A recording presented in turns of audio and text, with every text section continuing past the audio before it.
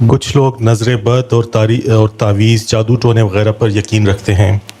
حضور انور، کیا آپ مہربانی فرما کر ہماری رہنمائی فرمائیں گے کہ ہم ان معاملات کا جواب قرآن کریم کی تعلیمات کی روشنی میں کیسے دے سکتے ہیں؟ اور اگر کوئی شخص یہ سمجھتا ہو کہ وہ ان چیزوں سے متاثر ہے تو ہمیں اس کے ساتھ کیسے پیش آنا چاہیے؟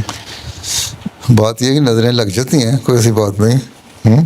اس لیے ایک محاورے بنا ہو، چشم بد دور کہہ دینا چاہیے۔ اور پھر حدیث میں آیا کہ جب تم چیزوں کو دیکھو تو اپنے فصل کو دیکھا ہے ذمہ دار اگر کہتا ہے کہ یہ دیکھو میری محنت سے کتنی اچھی فصل ہو گئی، اور ایک آندھی آئے، طوفان آئے، قرآن شریف میں ذکر آیا نا، تباہ ہو گئی، تم نے اگر اللہ تعالیٰ کا ذکر کرتے تو طوفان تو ماشاء اللہ لا قوت الا باللہ پڑھنا چاہیے ان کو دیکھ کے۔ اپنی نظر بھی لگ جاتی ہے۔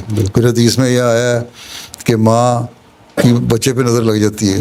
جب ماں کو یہ خیال آتا ہے کہ میں نے اس کی پرورش ایسی کی اور یوں کیا وہ کیا، اور بچے پہ نظر لگ گئی، اس پہ اثر ہو جاتا ہے، یا وہ بیمار ہو گیا، یا اس کے اخلاق خراب ہو گئے، یا اس طرح کی چیزیں، تو نظر لگتی ہے۔ اور اس کے لیے یہی اللہ تعالیٰ سے ہے کہ اللہ کی دعا مانگنی چاہیے اور اللہ تعالیٰ سے اس کی پناہ میں آنا چاہیے کہ اللہ تعالیٰ ہر شر سے بچائے۔ دوسرے یہ ہے کہ کچھ حاسد جو ہیں وہ صرف نظر نہیں لگاتے بلکہ حسد کے بعد اپنے کچھ عمل بھی کرنے کی کوشش کرتے ہیں۔ اس لیے ان کے حاسدوں کے حسد سے بچنے کے لیے اللہ تعالیٰ نے قرآن شریف میں دعا سکھا دی، آخر میں بھی صورتوں میں۔ بس مسلم نے تو لکھا ہے کہ بعض دفعہ بعض لوگوں کی نظر ایسی لگتی ہے کہ میں سوچ سکتا ہوں کہ میرے ایک بچہ تھا، اس کو یوں کر کے غور سے دیکھنے کی عادت ہوتی تھی میرے کھانے کی طرف، تو میں جب کھانا کھا رہا ہوتا تو بعض وہ اتنے غور سے وہ دیکھتا میرا رکما ہاتھ سے گر جاتا تھا۔ تو ایسے واقعات ہو جاتے ہیں۔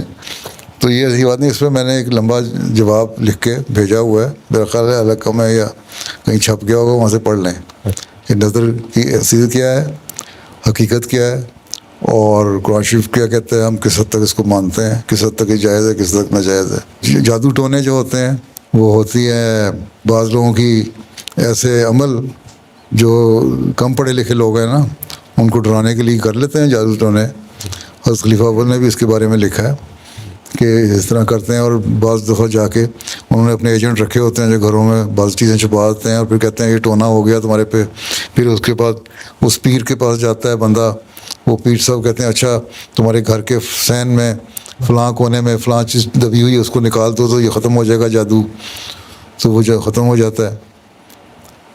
اس طرح مولانا راجکی صاحب کے بارے میں بھی آتا ہے کہ وہ بھی لوگ کہتے ہیں جی انہوں نے کہا کہ کسی جن نے اس پہ قبضہ کر لیا یا جادو ہو گیا، تو انہوں نے اس کو دعا کی اور اس کا، اور ایک دم دھڑ دھڑ ہوئی اور برتن نیچے گر گئے، واقعہ ان کی کتاب میں بھی لکھا ہوا۔ تو اس ساروں کے جواب میں نے ایک تفصیل سے لکھ کے دیے ہوئے ہیں، وہ پڑھنا ہے۔ جزاک اللہ حضور۔